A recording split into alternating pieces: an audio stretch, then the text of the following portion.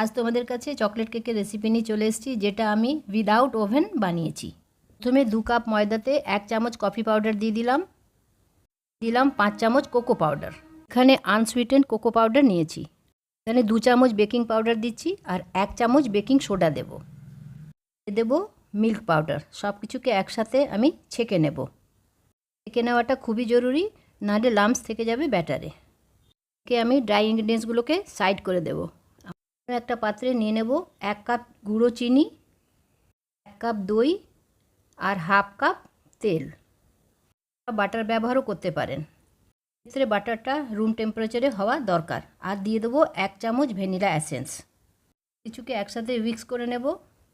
যেটা dry ingredients ব্যবহার করেছিলাম তাতে একটু নুন দিয়ে দেবো। আমি নুনটা দিতে ভুলে গেছিলাম, আপনারা প্রথমেই দিয়ে দেবেন। আমার ওয়েট ইনগ্রিডিয়েন্টসগুলো মিক্স করা হয়ে গেছে।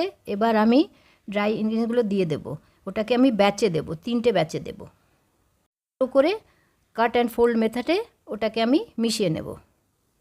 1 কাপ দুধ নিয়েছি। আমার এখানে লেগেছে হাফ কাপের মতন দুধ। ব্যাটারটা রিবন কনসিস্টেন্সি হতে হবে।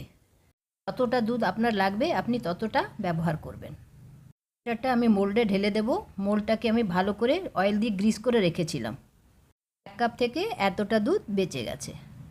2-3 বার ট্যাপ করে এয়ার বাবলসগুলো আমরা বার করে নেব। এবার বেক করে নিই। আমি কড়াইতে নুন দিয়ে ভালো করে প্রিহিট করে রেখেছিলাম। এবার একটা স্ট্যান্ড দিয়ে আমি কেকের মোল্ডটাকে বসিয়ে দেব। 45 মিনিট ছেড়ে দেব।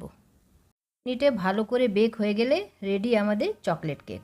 একটা ছুরির সাহায্যে দেখে নেব ছুরিটা ভেতরে লাগছে কি না। যদি প্লেন ভালো পরিষ্কার আসে তাহলে আমার কেক রেডি।